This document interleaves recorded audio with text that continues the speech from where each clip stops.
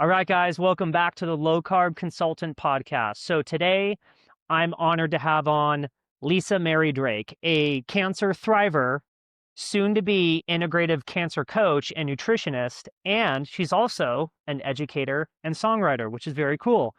She's known for her resilience and advocacy for metabolic therapy. Lisa is transforming her personal fight into purpose through deep nutritional insight, faith, and raw authenticity. So, Lisa, it's an honor, a pleasure to have you on here. Thank you so much for taking the time. Thank you for the opportunity and that amazing introduction. um, Very looking forward to talking all things low carb, cancer metabolism, and whatever else comes up. So, yeah. Absolutely. And amazing intros are for amazing people like you. So let's go into it. So I know you've had quite the journey up to this point. Maybe for some of the listeners who are not familiar with you or don't know who you are quite yet, can you give the listeners just a real brief background on yourself and how we got to this point? Sure. So I was diagnosed with colorectal cancer May 2023 due to the side effects such as infertility and a whole bunch of other undesirable things. I declined standard of care, went down a huge rabbit hole, was already familiar with low carb dieting, and just learned a whole bunch of integrative strategies, put them all together.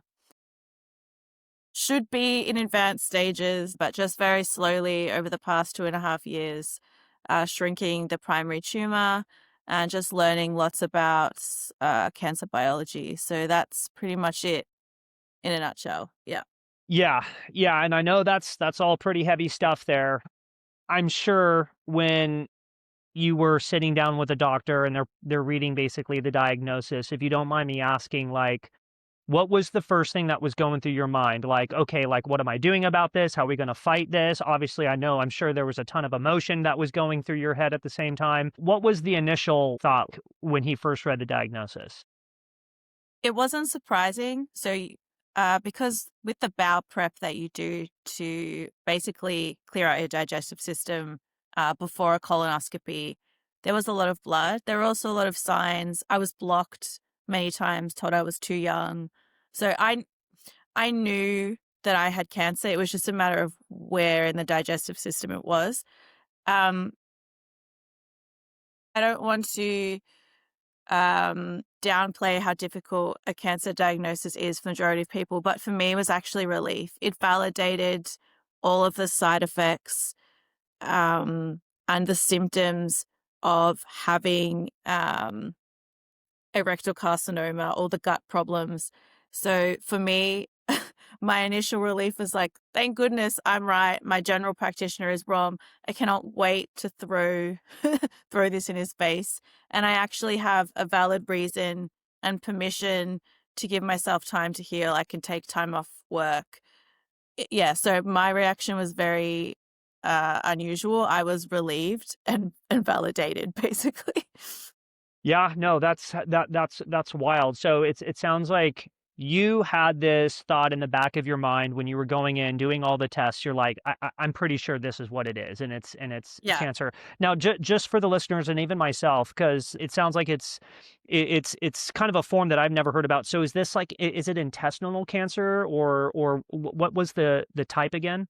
So bowel, anal, colon is all part of colorectal. So my tumor is in the rectum. So it's like in between the colon and the anus. I know talking about buttholes can be a little bit awkward, but I've certainly sort of let go of that complex, very open about it. So mine is in the rectum. The staging for colorectal specific is 1C. And Hmm. that's because I had spread to a couple of lymph nodes outside the immediate tumor microenvironment. But for general oncology, it would be called stage 2. So you could either call it stage 2 cancer in general or stage 1C rectal carcinoma. Got it. Okay. So the listeners also know we were chatting about this a little bit offline before we started recording. I came across your profile on Instagram. I was reading through a bunch of different things and everything that you were going through. Noticed that you were leveraging like a low carb ketogenic diet. We were talking about fasting and we were talking about intermittent fasting and you not doing that, but also doing some prolonged fasting. So I want to get into all those different topics here because I think it's important for people to understand that there are ways in which you can leverage different low carb diet variations to fight cancer. And this is one of the main reasons why I wanted to get you on and I wanted to talk to you about this today because I think this can honestly help so many people. And you and I were talking about just before I kind of go into everything and the diet. I'm just going to read some stats off of ChatGPT right now. So in the US alone, 38.9% of men and women will be diagnosed with cancer at some point. And other sources estimate it's about like 1 in 2. So around 40 to 42% of people are going to be diagnosed with cancer. And then worldwide, it's 1 in 4 people. So I think these conversations that you and I having, hopefully we get a ton of value out of it for everyone that's listening. So let's jump into what we started to do here in terms of the protocol, the implementation, the diet. Now, it sounded like to me when we were chatting offline that you were already somewhat familiar with low carb dieting, ketogenic dieting before you even had the diagnosis. Is that correct? Yeah, so I learned about low carb dieting pretty early on. So I'm 36 now, probably from the age of 21. The Australian sort of the biggest advocate for low carb dieting was Christine Crenau. She was kind of the first person in Australia to put a lifestyle spin on it as opposed to, do the Atkins diet, lose all the weight, and then, do what you want after the fact. So I already somehow, and I don't know how or why, I already knew about the more simplistic connection between eating sugar and cancer. Mm-hmm. I had been on low carb diets. In saying that, as you would know, the range and the scope is very big. So some people might consider a low carb diet 150 grams of carbs and under. I wasn't doing a ketogenic diet at that time. So I think that's the biggest change, like understanding that a ketogenic diet is not a high protein or a low fat diet. Like it's 70 to 80% fat and was initially created for decreasing inflammation in the brain for epilepsy. And then you have your general low carb diet, which I hope to go back to when I'm in full remission, where you can sort of just play around with what your body responds to. So I'd say, yeah, growing up, I knew about Atkins from the early 2000s, but the low fat dogma in Australia kind of made it confusing. I would say I grew up the majority of my life with messages about calorie counting Mm. and worrying about fat and cholesterol. So I had uh, a really good experience from starting to drop the carbohydrates before I was diagnosed, mostly because it really settled my blood sugar. Eating more fat meant I was more satiated. I have had a long eating disorder history, so it also really helped quieten those intrusive eating disorder thoughts. Um, so any viewers who have gone through that, you'll know what I mean, that they're just always there. So I think low carb diets therapeutically and for mental health, yeah, all for them. Yeah.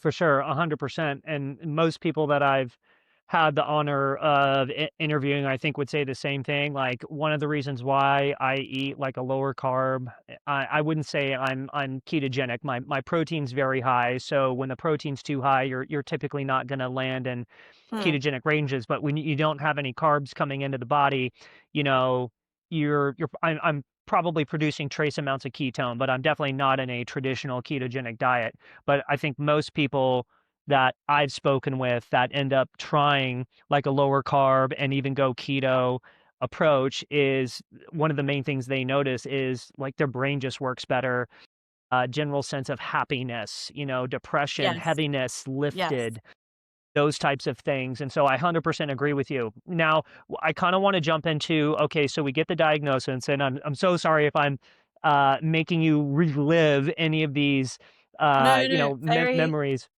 very open about it. And again, I don't want to understate how traumatic this can be for other people, but in my experience, I haven't found cancer to be traumatizing, mostly because I learned about um, what I would consider the correct theory that underpins it. So the mitochondrial metabolic theory. So I've never really had a fear of it. So you can really ask me anything. I'm very comfortable and very open, but I appreciate your concern. Yeah, absolutely. So okay, so we get the diagnosis, and then that it sounded like to me, based off what you said, it was almost a relief. You were like, I knew it. This is kind of what I had. We can basically erase all the other potential issues that we thought it was. Now this is it, and now we start kind of fighting it, treating it, all those types of things. So, and I'm just curious here: was there ever a moment in time? And I'm sure you were talking with your doctor about these different options that were available to you, but were you considering like, hey, I'm going to fight this thing almost like holistically with diet, and then maybe not do the chemotherapy, or do both chemotherapy and diet? Like, what was going through your mind initially in terms of the game plan that you were going to lay out for yourself in order to fight this thing? To be honest, if there weren't so many side effects from having radiation to the rectum, it is near the reproductive organs. So if it had been in my breast, to be honest, I probably just would have had radiation. And because my mother actually had breast cancer in 2017, had radiation, little to no side effects, lives a good quality of life. So that sort of standard of care model to me wasn't the kind of brutalizing, strong chemo. Uh, the other reason was that the side effects weren't fully explained to me by the care team. So initially I had a radiotherapist who was also an oncologist, a colorectal surgeon, and my general practitioner. But it was actually through IVF, because I was told I would not be able to have a viable pregnancy. So I would go to the top of the list for IVF. So I went to an IVF, a specialist, to plan ovarian cryopreservation. That's where they take some of your ovary and freeze it. They also take eggs and freeze them. But it was him who told me that I probably can't carry a child, that my uterus would be affected, that I would have sexual dysfunction, I would have hardening um, of the vaginal tissue, just all these things Yeah. that weren't explained to me. So I was sort of thinking, why is the IVF specialist telling me this, and why hasn't the oncologist told me this? So I went back to him, and he just said, oh, the nurse will talk to you about women's business. I was like, this is not women's business. This is like specific side effects related to cancer treatment.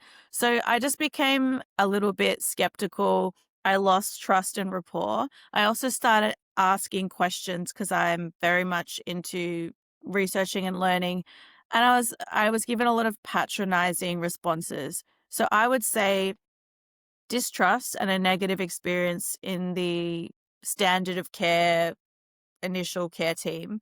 Very Uh, interesting. that's what basically led me down the rabbit hole. If I had a better experience, I probably would have just had standard of care.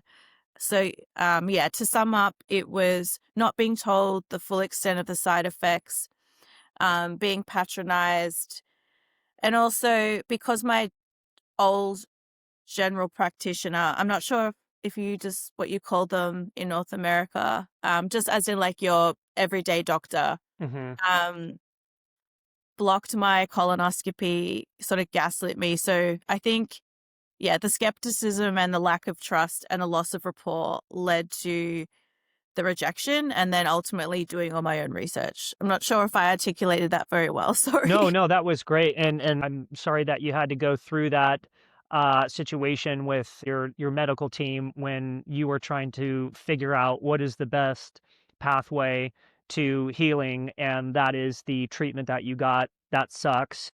So then what did you ultimately do then? Did you, so it doesn't sound like you got the radiation. So then did you do, did you go down the chemotherapy route? So I was recommended to have radiation every day for 5 days a week so 5 days a week for 5 weeks, and neoadjunctive chemotherapy before surgery. And my tumor was only like 3 centimeters. So I also thought this is very aggressive for one small tumor. So I just declined it all. So I haven't had any intravenous chemo. I haven't had any radiation. So those are that sort of constitutes standard of care. Like the traditional route most people I would take. did try immunotherapy. However, it wasn't recommended to me. And it was actually me in the early stages not understanding really sort of intricate things about cancer, like mismatched repair DNA. And so I went to a private clinic, demanded all these immunotherapy drugs, spent like $15,000 to $20,000 of my parents' money for no result. So I'd also like to tell people, if you're not in a critical situation, don't rush. I've wasted so much money. I've written a whole book about all the mistakes that I've made. There's so much conflicting information out there. So you really need to, if you have time, do proper research and don't jump into anything and don't start doing everything under the sun. More is not necessarily better. In my case, less has been more. So, Interesting. yeah. Yeah, and that makes sense. And obviously, there's so many different forms of cancer. Every diagnosis is different from person to person, stage to stage, when you catch it, the type. Okay, so just so I understand here, so basically after the situation that happened with your doctors, we decided to do no chemo and then no radiation. You went some immunotherapy routes, that didn't work out. So basically then were you the way in which you are trying to heal this, or it sounds like to me you're kind of doing this on your own, and are you primarily doing this now with diet and lifestyle change? Yeah. So after I decided I'm not doing the chemo or radiation, I'd heard about fasting through a lot of, I mean, at the time there wasn't that much information out there, not like now where metabolic therapy, fasting, and all these different um, approaches, you can, with the touch of your fingertips, you can just swipe on social media and find out this information. And it's so thick and fast that the algorithm can't suppress it anymore. But at the time, I could not find a lot of information. But for some reason, I knew about fasting induces autophagy. So after the rejection of the care plan and the treatment plan presented to me, I fasted for 2 weeks and I went up north to get more, because it was quite cold at this time, to get more vitamin D, because I knew that this was a protective factor for people who have cancer, and even for people who have standard of care. If their vitamin D levels are higher, they have better outcomes. So I just started implementing slowly things that had both the support of the alternative space and also mainstream research. I also got my hands on fenbendazole, ivermectin, and I those was going to reproductive ask I drugs. was going to ask about ivermectin here. Yeah. Go ahead. I didn't mean to interrupt, but No, no, no, I not at all. I was able to get them online without a prescription. I then came across the repurposing drugs in oncology, the redo protocol, but I needed someone to prescribe me the drugs, and it wasn't going to be my former care team. I actually found out about a integrative clinic in Melbourne by it's going to make no sense. I found out about hyperbaric oxygen therapy. I went there in Melbourne. The director of the clinic referred me to Dawn Lamont, who's a US truly integrative oncologist in Oregon. She said, I can't take you on being in Australia, but you can go to this clinic in Melbourne. And I was supported by an integrative doctor. So I have since got a mainstream colorectal oncologist to sort of consult with, but I basically have the support of my integrative doctor to access the repurposing drugs to sort of put pressure on different cancer metabolism pathway. But yeah, I basically my own doctor with some prescription support from real real doctors. Yeah, and just full disclosure, I'm not advocating for people to do DIY, do it yourself medicine. Yeah. My own experience, not encouraging people to reject medical advice. Just being clear on that. Sure. No, completely understand. And I want to kind of get into ivermectin because I've heard a lot Yeah, about this. yeah, I've also heard about ivermectin for other things like the C word, COVID. Yes, we don't want to get shadow banned. yeah, yeah. I've heard about people using that, but like up to this point, just dealing with your doctors and everything that you went through, like, what do you feel like was the biggest lie you were told about cancer, like up to this point? Because it feels like to me you feel like you were lied to, especially about the different protocols and treatments. God, there's a lot. Have to probably be more than one. One that I would die or have or be in advanced stages if I didn't act immediately. And Mhm. that's not true. When I went away to buy myself time and I fasted, I had another MRI. There was no change. So the feeling that this is imminent, you must make a decision now, stop asking questions. Yeah, so the prediction that I would be in a terrible situation was I'm not saying it's a lie because it's probably based on huge randomized control trials, but it's not based on me as an individual who's not feeding cancer through smashing carbohydrate.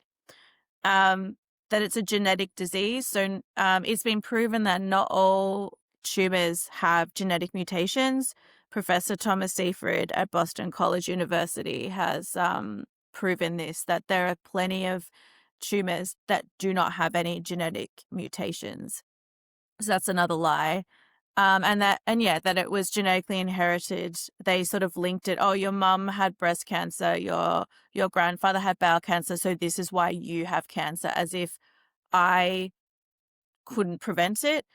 Also using the very scientifically unprecise language, you are otherwise young and healthy.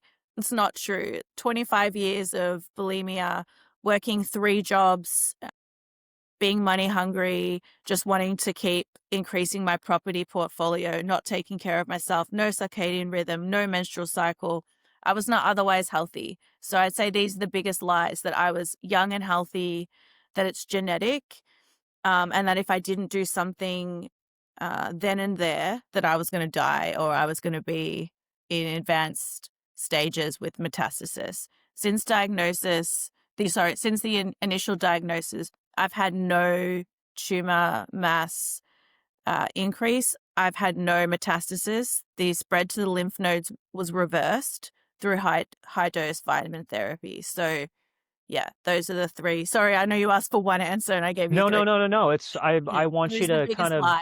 lies, not intentional lies, but just misunderstanding and dogma, and not wanting to consider alternative theories, which are underpinned by strong scientific evidence. They're not, quackery. We're not hanging out under a, big elm tree in the full moon singing "Kumbaya, my lord." Like, this is scientifically published papers on PubMed that anyone can read.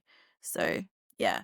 Absolutely. And again, it sounds like to me what they were trying to put upon you is like a blanketed protocol that Yes. wasn't necessarily specific to your lifestyle then, your lifestyle up to that point. And it kind of even sounds like to me they just were not listening to you at all. No, they completely rejected any suggestions of lifestyle intervention. So I asked, Interesting.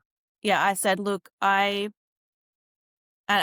I'm very clear on this. I don't think I will ever fully recover from my eating disorder. I manage it very well now and I have very few lapses, but back then, I could have 2-week full relapses. So I was asking, is there any research on, gut damage due to bulimia? Is it because, I'm only sleeping 3 hours a night and I'm working, I'm teaching all day at school, that I'm stacking shelves in a supermarket to 5 in the morning? Like, that can't be healthy. And they were like, no, no, no, you can eat what you want. It's not a lifestyle disease. So yeah, it's disappointing that is still the mainstream view.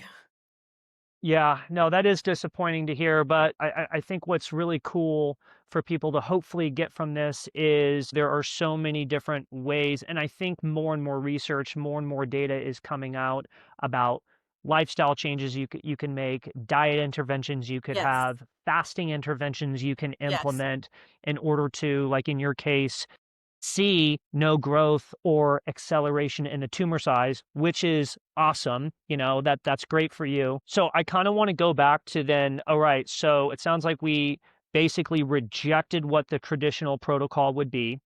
And now we are kind of going on this journey to find, all right, well, how do we fight this thing? What different things can I try and implement? And so in terms of the diet, because I do want to talk about the different things you implemented, like ivermectin, and what you feel like out of those non-traditional protocols got you the most results, or you feel like got you the most results.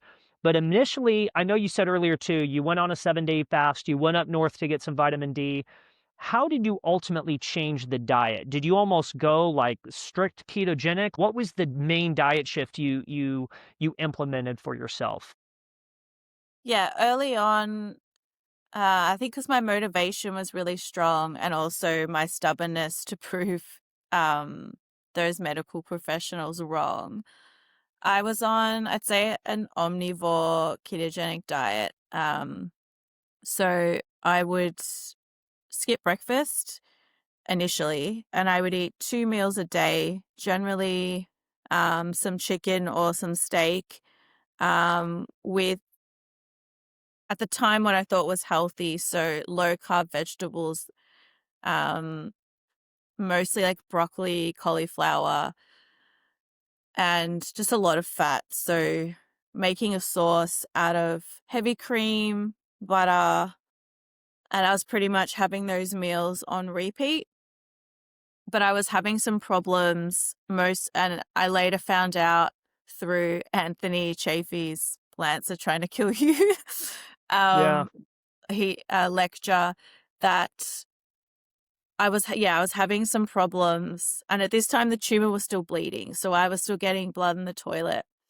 Um, then, because I have still issues with restriction, and anyone with an eating disorder is going to have these issues, I had to become a little bit more liberal.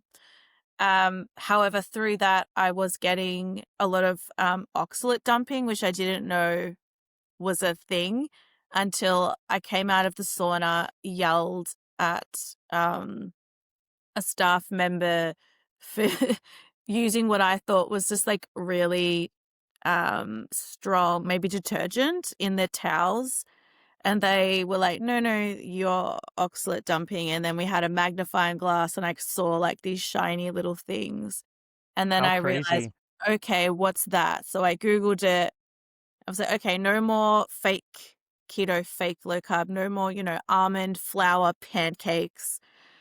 So my diet has evolved from I was very plant-based before cancer, and it drives me crazy when people are like, "Oh, that meat you're eating is, that's why you got cancer." It's like, mate, I was plant-based. I was eating fake vegan shit. Sorry to swear.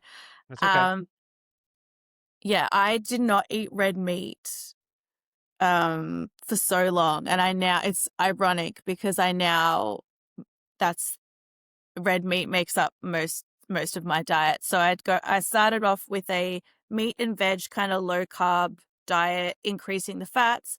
Then I kind of went to a general keto with all the snack crappy foods, trying to make it like a standard Western diet, but low carb. Then I got really sick from all, I guess, the oxalates, the lectins. I didn't get tested, so this is just a hunch, just so everyone knows I'm not 100% sure.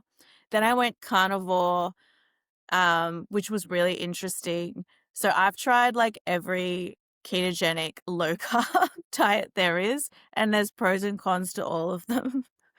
But definitely it's the central part of my cancer strategy. Uh, Interesting. so cancer cells, they upregulate glucose.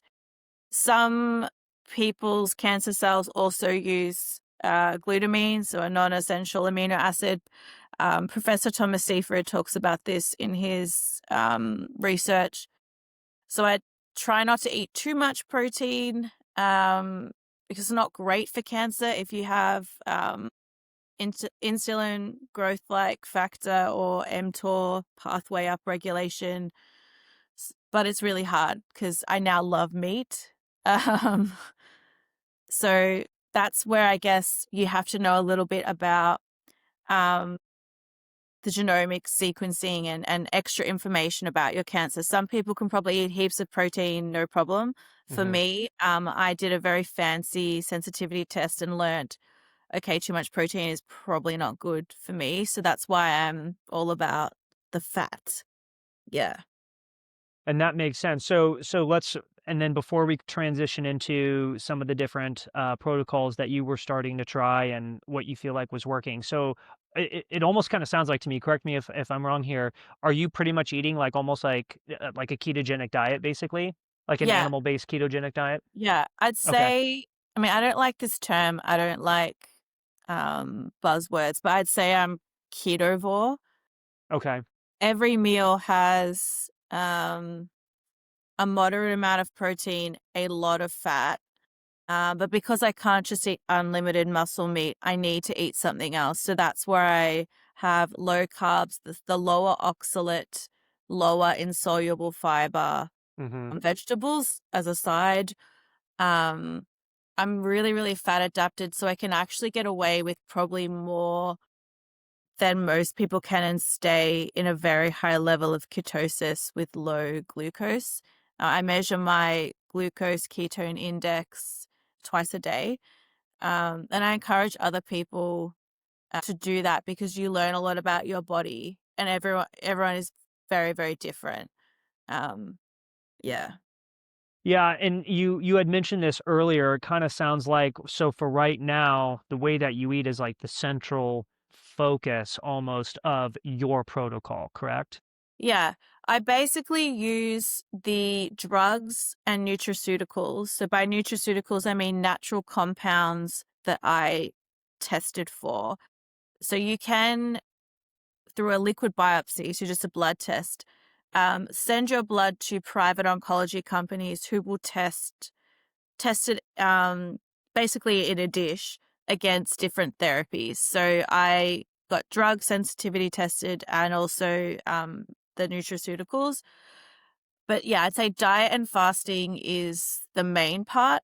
And I Hmm. just kind of use these things strategically. So if I eat too much protein, for example, and I am worried about my body making more glutamine, I may drink a lot more matcha that day, take some sodium phenylbutyrate, take more fenbendazole. Um, I've also managed to get my oncologist to prescribe me capecitabine, which is an anti-metabolite and a very old oral chemo drug that not many people know about, probably because it makes less money, but it means you can control the dose So I have that as a safety net. So I'm not against, like, I'm not one of those all natural people. Like, I fully believe that the two systems can coexist and that someone should just use as many strategies as is appropriate for them. So yeah, to sum up, ketogenic diet and fasting are the two main underlying things. And then, yeah, I do the drugs and nutraceuticals orally and strategically, and also hyperbaric oxygen therapy and sauna is very important when you take a lot of drugs and nutraceuticals to get rid of that toxicity. Otherwise, you will end up with, kidney stones or really upset microbiome. Sure. So, yeah. And I'm sure when you were doing the research on oxalates, you probably came across Sally Norton, her book Toxic Yes. Superfoods. Yeah, Yeah. I Yeah. was I was lucky enough to have her on the podcast. It Yeah. I was saw that. she's Yeah. great. She's absolutely fantastic and super passionate about what she does. But oxalates, plant compounds, like those are no jokes. Like plants have defense Yeah. mechanisms that Yeah. that they utilize that our bodies don't necessarily like. So here's a question for you. At one point when you were trying like upping the protein, lowering the protein, upping the fat, like was there a moment when you realized that okay, diet can profoundly influence this cancer journey, like in a positive way? Well, yeah, because I've had only results of stability, so no growth, no change, or regression where the tumor has gotten slightly smaller. I just thought this can't be a coincidence. And this has Yeah. been with and without drugs. So I've done a lot of experimenting. Because I don't have uh, metastasis, it is easier when you have a primary tumor. Certainly for someone who's, got multiple tumors, you need to throw a lot more at it. But it's not impossible. Like this time last year, I spoke to a lovely lady who went to the biggest cancer clinic in Australia. I won't name them because I'm already being shadow banned, so I don't need any more barriers or hate. She didn't have a particular breast cancer gene, so they basically excluded her from a trial. She had like 13 different mets. By mets, I mean metastases. It spread to her bones, and they basically told her to get her affairs in order and go home and die, essentially. I remember speaking to her and saying, if you don't have any complex about food or you don't have any eating sort of history that has to be managed, just go really strict keto, like really high fat. Um, if you can afford to get your drug sensitivity tested, do hyperbaric oxygen therapy when your glucose is really low, your ketones are really high. If you can afford to, do high dose vitamins.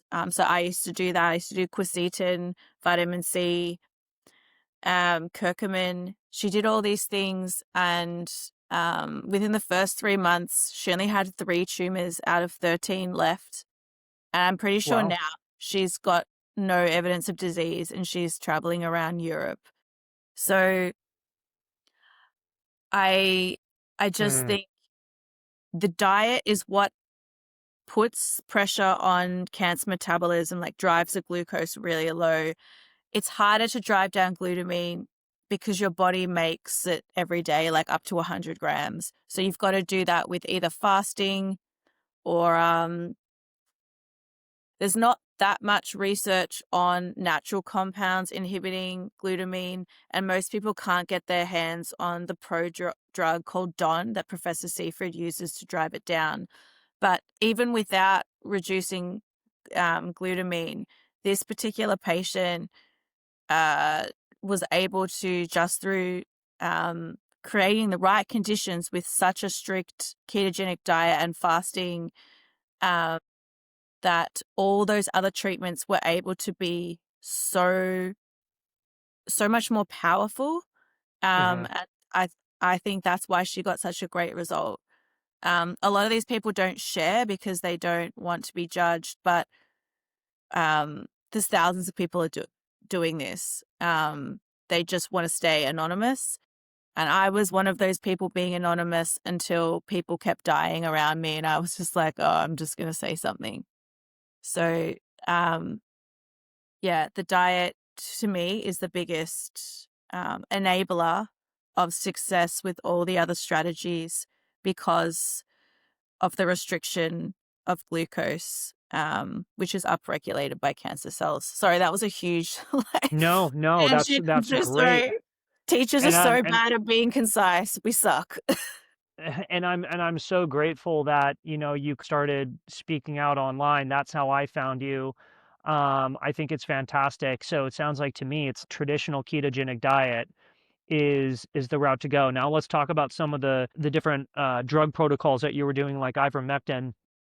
And I've heard a lot about ivermectin. Joe Rogan was talking about it on his podcast in terms of handling the C word virus. Was there any particular drug that you experimented with that you felt like got you the biggest bang for the buck, or you felt like was incredibly powerful, useful? Was it ivermectin? Was it something else? For me, unfortunately, ivermectin came up with no sensitivity. So this is why I think people, if they have the money, need to invest in drug sensitivity testing. So I use RGCC labs in Europe. The Australian dollar is quite weak against the euro, and we are very far away. So it was very expensive. It cost me $4,000, but I just borrowed the money from a friend because I was taking so many things and I just didn't know what was working.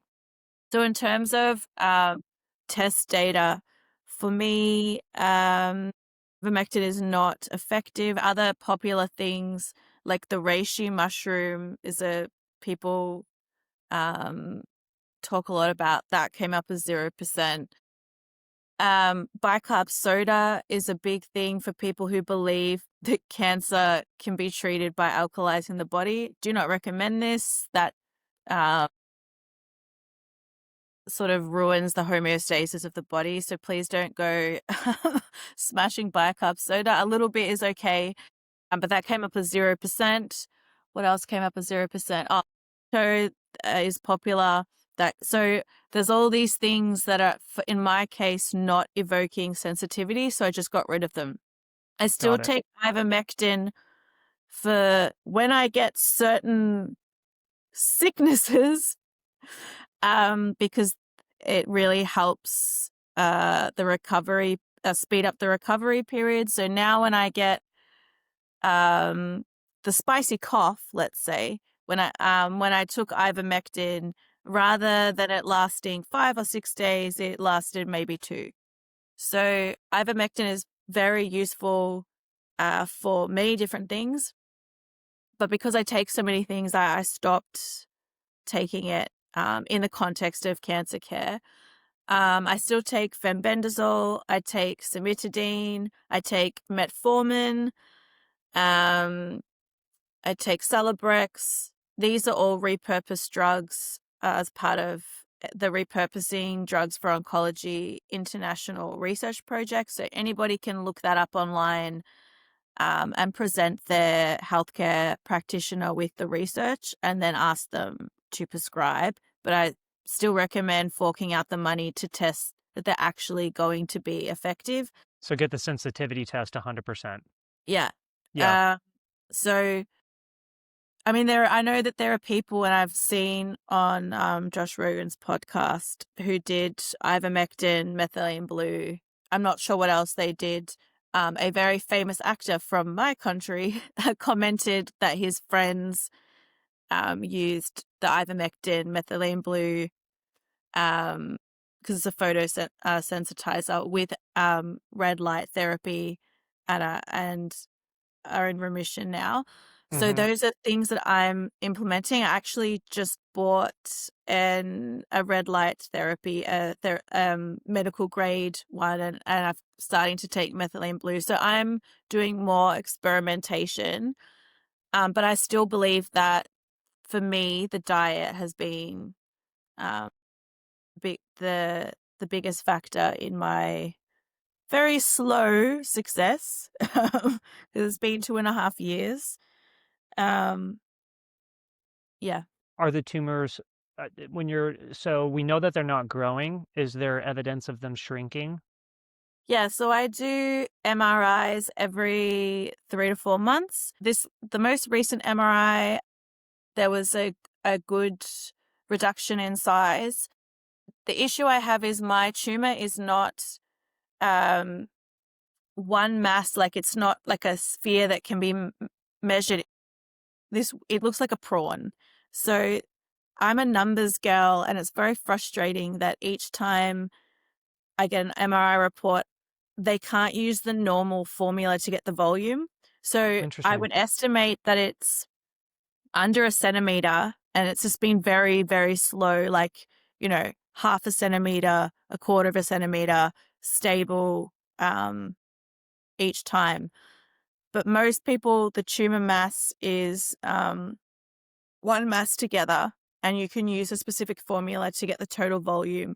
For me, that's not the case. And I've asked the radiologist, I think that's the profession that does the scan, can you please just give me one number? And he's like, I can't. It's an abnormal shape.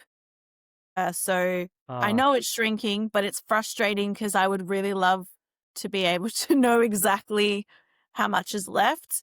I'm hoping in the next 12 weeks when I do my next protocol, that's it, that it will be gone, and that maybe I just need to get a little bit of scraping of any polyps or anything that's left.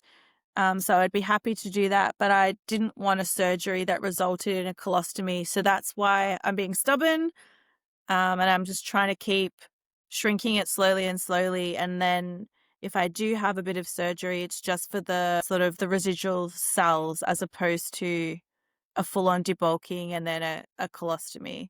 Sorry, the lighting, we've just had a whole bunch of sun come in, so now the lighting's probably terrible in the videos. no, no, it's great. Everything looks good, and I think that's so cool that you are taking your health and this cancer journey into your own hands, and you're doing it on your own. I think that's really, really cool.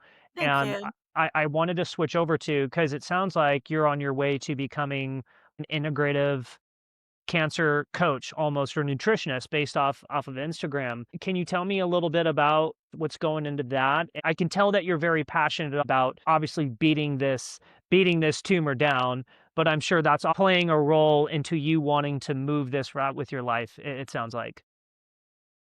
Yeah, I was always very interested in nutrition science. And I would say this to anybody, even if you think you can't do something or something is not for you. And I just felt when I finished high school that even though nutrition was a very big interest, because I had an eating disorder, I wasn't worthy to go into that space. So I think cancer makes you take opportunities, be less self-deprecating, and procrastination tendencies and all that kind of right time, right moment BS goes away. So yeah, I just decided I would study nutrition, mostly because I get asked so many questions. It would be better protection for myself and for others to become an accredited nutritionist. So that's very close to being finalized. The integrative cancer coaching stuff also feeds into that. There are a lot of people who need support. I do love my job. I'm an ESL teacher and I love that job, but in order for me to be able to help people, to burn myself out, I'm hoping I can do all of the things I love on a part-time basis, while also avoiding being sued. So you have to be very careful. So I always use the first person and only share my experience. And if I am stating something, always using scientific evidence.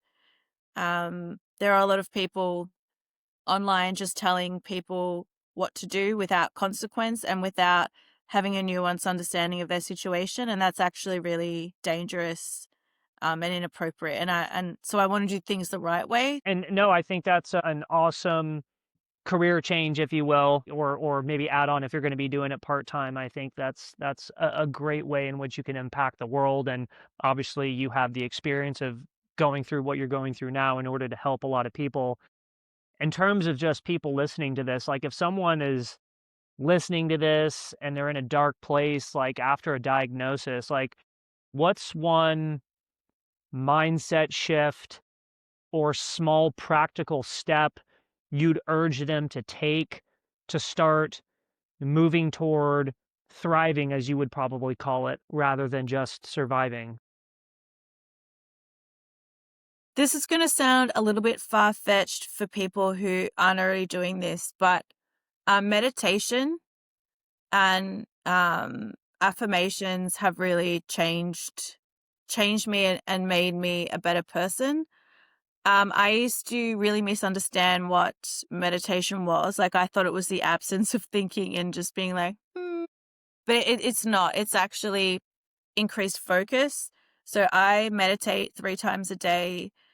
You can do it guided to start off with. Joe Dispenza is a great, um, you know, physicist, scientist, spiritual guru. Like it is. I He's wasn't great. big on spirituality, and so I get it if people are rolling their eyes just thinking this is bullshit. But it has made a huge difference to my life. My stress, the physical stress that I felt in my body, I can now mentally, when I feel it, I can shift it.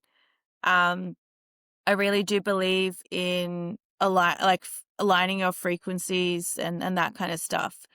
So if you're feeling, hopeless or like you can't take that first step, there's no such thing as the perfect time or the right time or when A, B, and C are lined up, then I'll do this. It really is all about doing really small things incrementally each day. And that can start with meditation. You just become a lot more productive.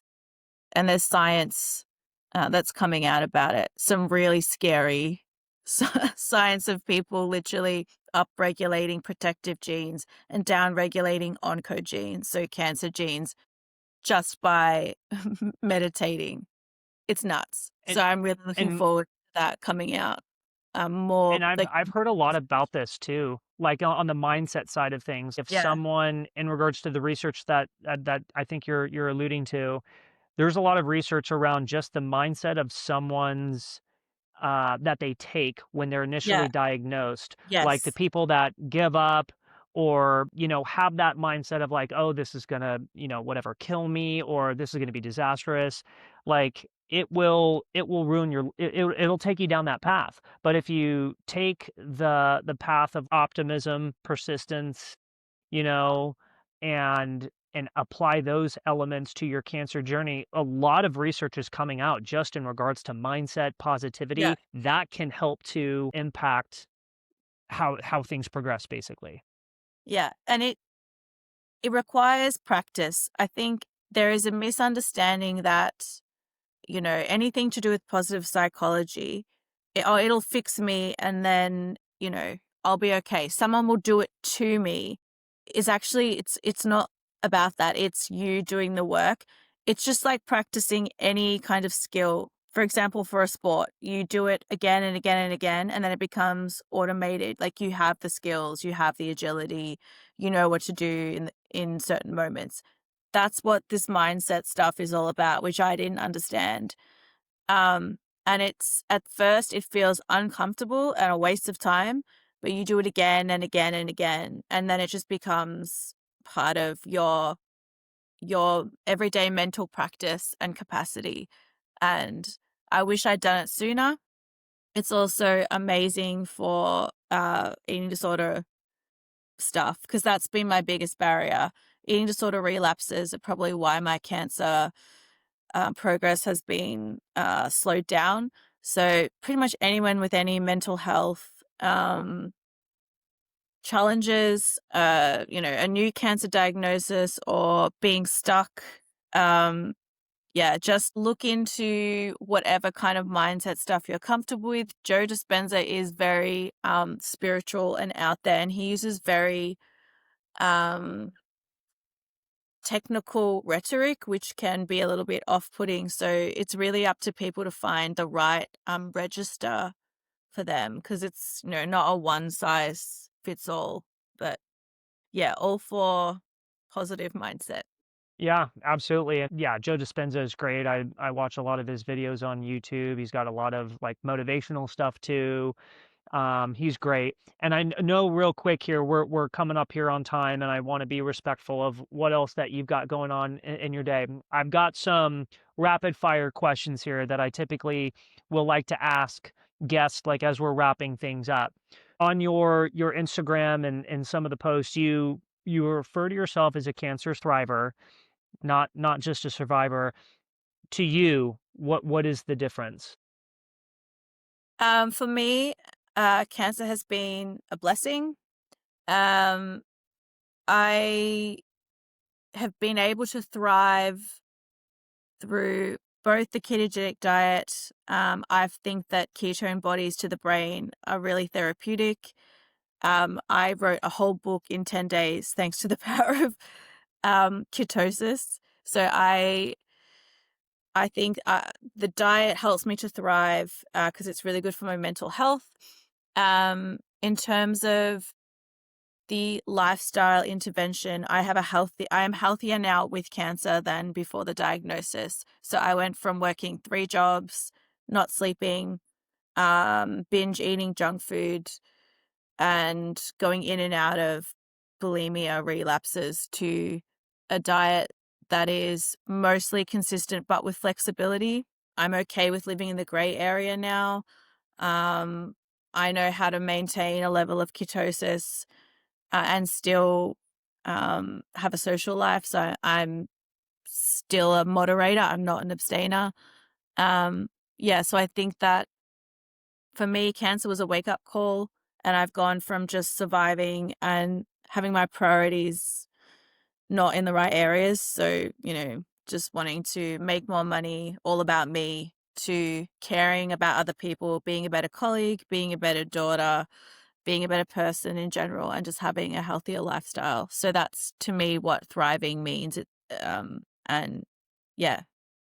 And I mean, that's incredible. I mean, and I think that would probably surprise a lot of people to hear you say cancer was a blessing. That's kind of crazy because I think what you're saying is the way in which you were living before, eating before, the lifestyle habits that you had, cancer ultimately gave you a wake-up call, it sounds like. But to your point that you just said, the changes that you made across the board enable you to be almost healthier now with cancer than previously before cancer, correct? Yeah. Yeah. That's wild. I know it was going to sound very strange, and maybe outrageous to some people, but I really do believe that unless your exposure to, something toxic or your lifestyle upregulates your genetic predisposition, it's not a genetic disease. It's not a done deal.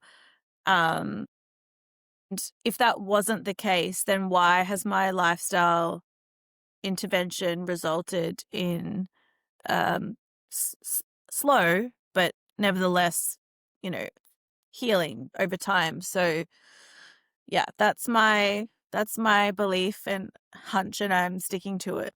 No, I love it. I think it's incredible. If you could give one piece of nutrition advice to every cancer patient, what would it be and why? Get a glucose ketone index device, for example, a Keto Mojo. Learn what happens to your blood glucose in response to food. And you don't need to follow a specific diet. It doesn't have to be carnivore or vegan or whatever.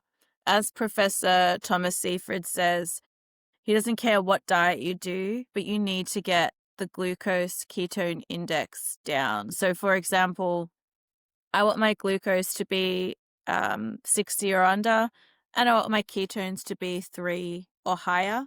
And I want my overall GKI, that's the acronym for glucose ketone index, to be 1.5 or less.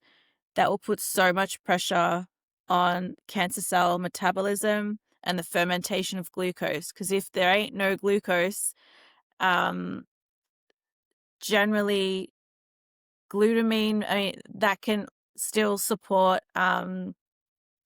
ATP for cancer cells, but not in the same extent as if you were smashing the carbs all day long. So that would be, the number one piece of advice is learn about how your body responds to different foods and get your glucose way down and your ketones up with whatever diet suits your ideology and that you enjoy. That makes sense. Okay, last question here.